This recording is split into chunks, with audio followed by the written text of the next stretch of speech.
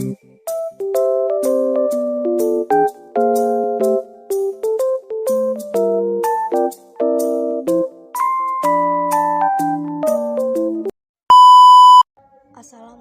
teman-teman, gimana kabarnya? Semoga selalu dalam keadaan sehat walafiat. Di video kali ini, aku akan membahas tentang mobilitas sosial, meliputi pengertian mobilitas sosial, bentuk-bentuk mobilitas sosial, faktor pendorong mobilitas sosial, faktor penghambat mobilitas sosial, saluran mobilitas sosial, dampak positif dan negatif mobilitas sosial.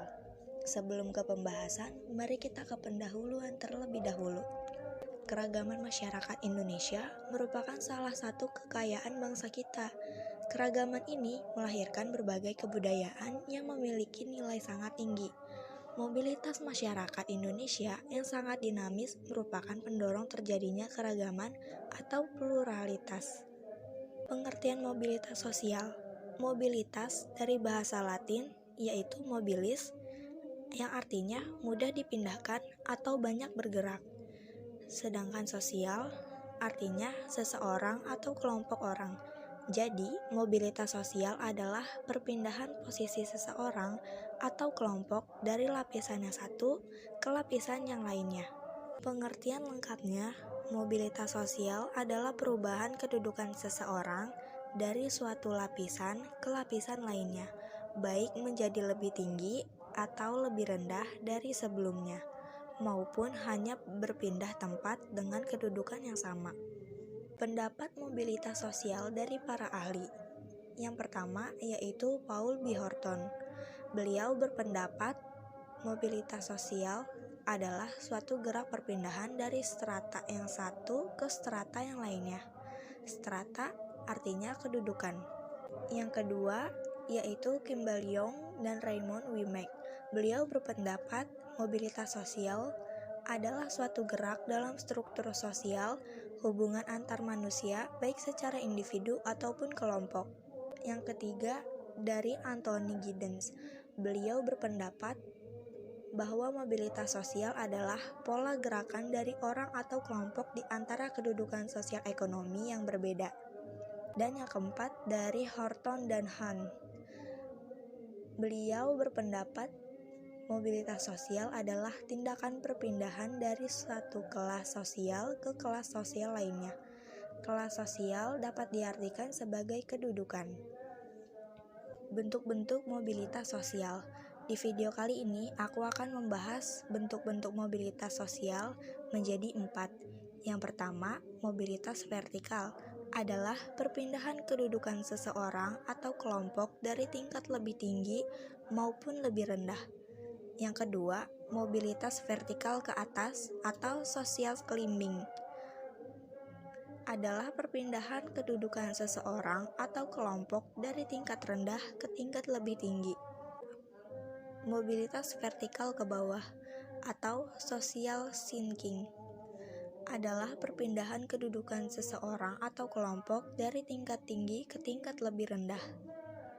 Dan yang keempat, mobilitas horizontal adalah perpindahan kedudukan seseorang atau kelompok dari tingkat atau lapisan yang sama. Selanjutnya, ada faktor-faktor pendorong mobilitas sosial. Yang pertama, faktor struktural. Struktur masyarakat Indonesia sangat terbuka sehingga seseorang dapat mengalami mobilitas sosial setinggi-tingginya. Yang kedua, faktor individu. Setiap individu memiliki perbedaan dalam 3 jenis, yaitu sikap, pengetahuan, dan keterampilan. Keberhasilan individu dalam mobilitas sosial ditentukan oleh ketiganya. Yang ketiga, faktor status sosial. Saat dilahirkan, tidak ada satu manusia pun yang dapat memilih status sosialnya. Ketidakpuasan akan status sosial mendorong manusia untuk mencari status sosial yang lebih tinggi. Yang keempat, faktor ekonomi.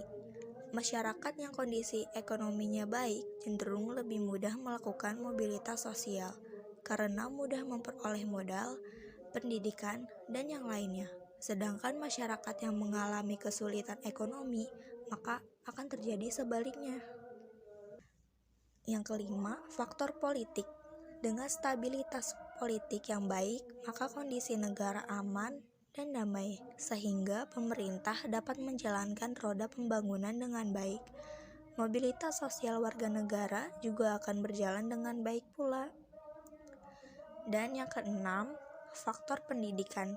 Jika terdapat kemudahan dalam akses pendidikan yang berkualitas, tentu mudah juga bagi orang untuk melakukan mobilitas sosial dengan bekal ilmu yang diperolehnya.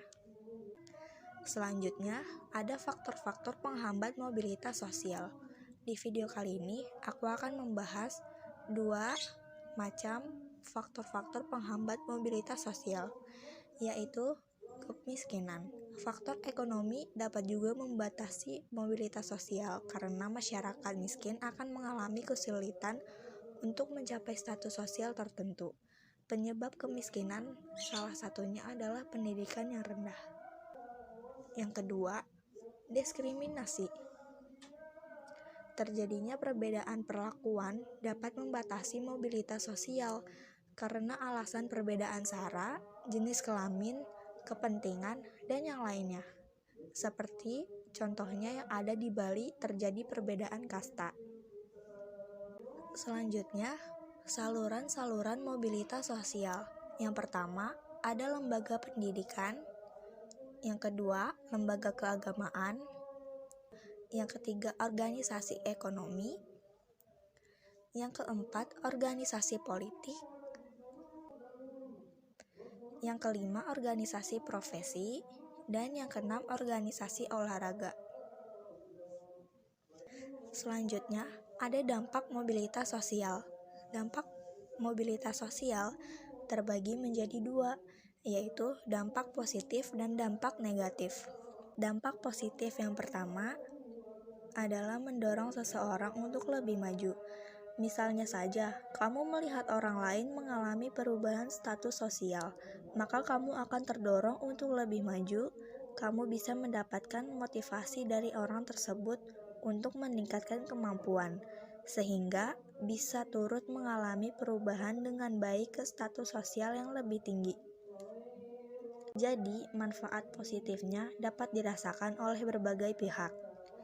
Yang kedua, mempercepat tingkat perubahan sosial. Ada banyak sekali contoh terkait hal ini.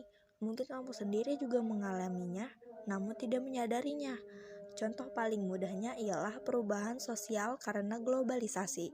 Globalisasi menimbulkan banyak pengaruh, seperti menjadikan masyarakat lebih memahami teknologi, sehingga menjadi semakin cerdas, berpengetahuan, dan turut mendorong perubahan budaya.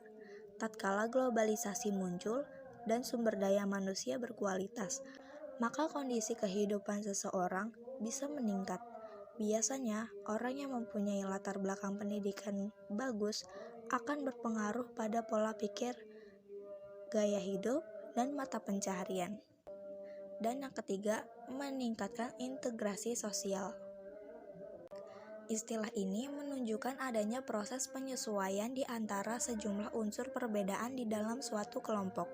Kemudian, mampu menghasilkan pola kehidupan di mana mempunyai keserasian fungsi dan tujuan.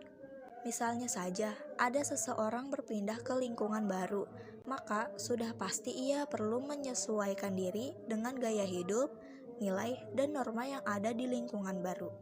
Sehingga orang tersebut membaur menjadi kesatuan utuh dengan masyarakat di lingkungan baru. Dampak negatif yang pertama adalah terjadinya konflik karena adanya persaingan.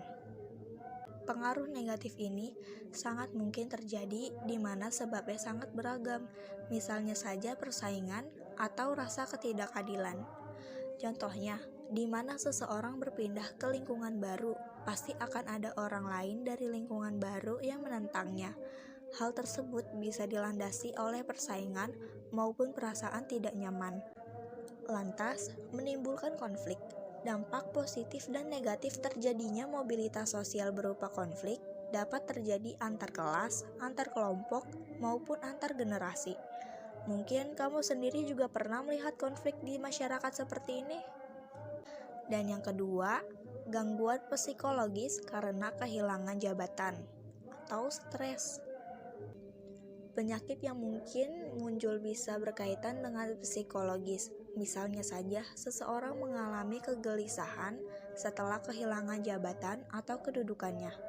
Hal tersebut bisa menyebabkan stres berkepanjangan yang akhirnya menimbulkan penyakit psikis. Gangguan psikologi sendiri bisa terjadi kalau individu tidak memiliki tekad untuk berubah ke arah lebih baik.